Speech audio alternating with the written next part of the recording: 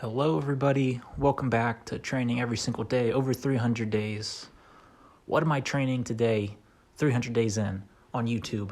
Well, I still need to recover my hips. I made a mistake like about a week ago, overdid it in the hips, doing a lot of hip work, lower body work, and I need to let that recover. But that still allows me to train some other things that are less fatiguing.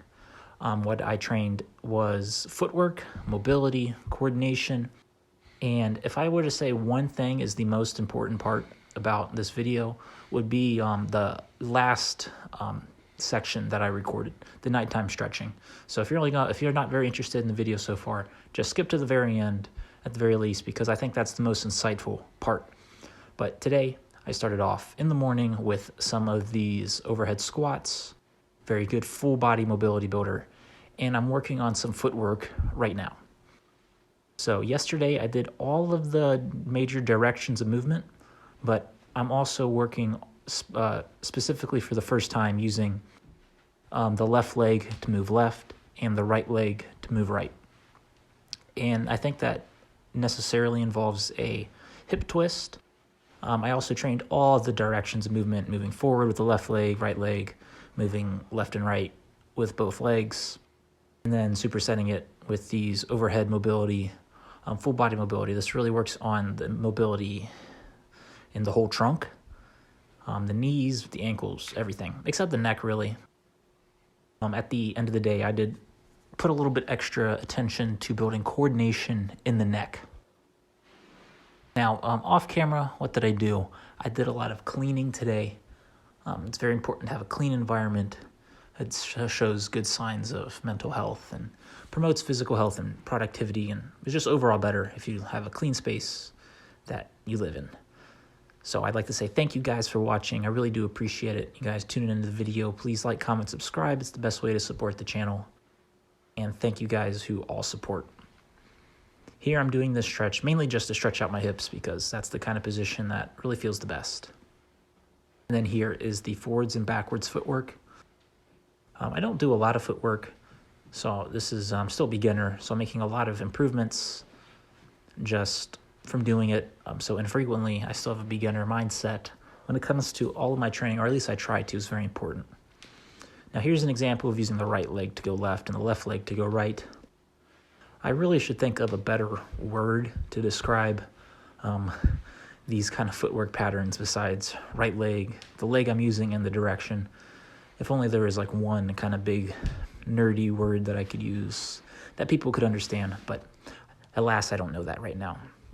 I did some false grip to work the ability to do some false grip pull-ups because I saw this video about people doing slow muscle-ups, and slow muscle-ups would be pretty cool to do, but you need to have a very strong false grip.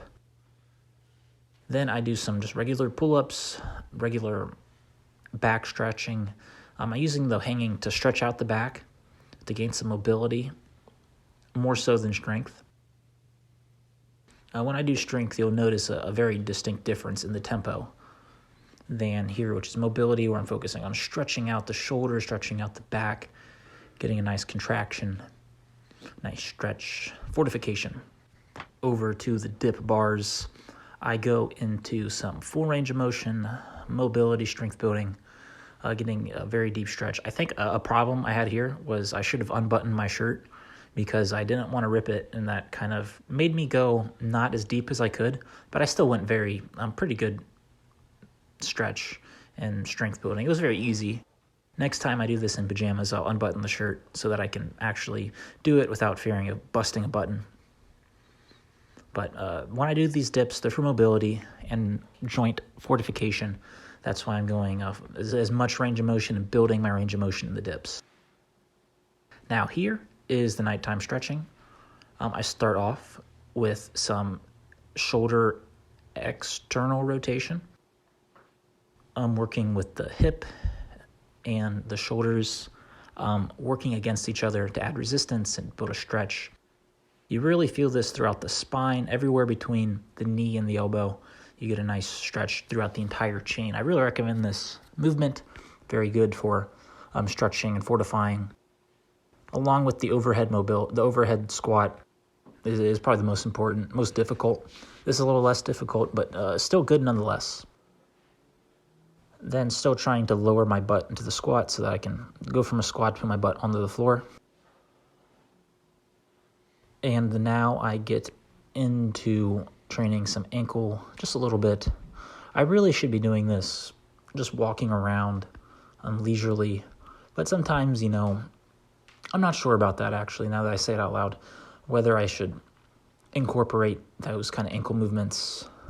Otherwise, I'm still struggling to reconcile when to do them, but I'll figure out sometimes to do them when I'm just bored, sitting or standing around. But here I'm training the neck. Neck is a very underrated, undertrained aspect of the core. Very important for getting blood to your brain, preventing strokes, maybe. So I work several positions. I'm working the neck. Neutral, head in front of the body, head behind the body.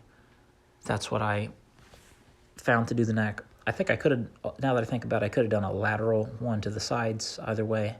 But I'll do those another time. But head behind you, head in front of you, articulate the neck joint, articulate all your joints really, and just learn about your body. Very important. So make sure you're clean, make sure your environment's clean, do your best, and you will reap the rewards of being a very fastidious person. So thank you for watching. Please like, comment, subscribe, and I'll have more training for you tomorrow.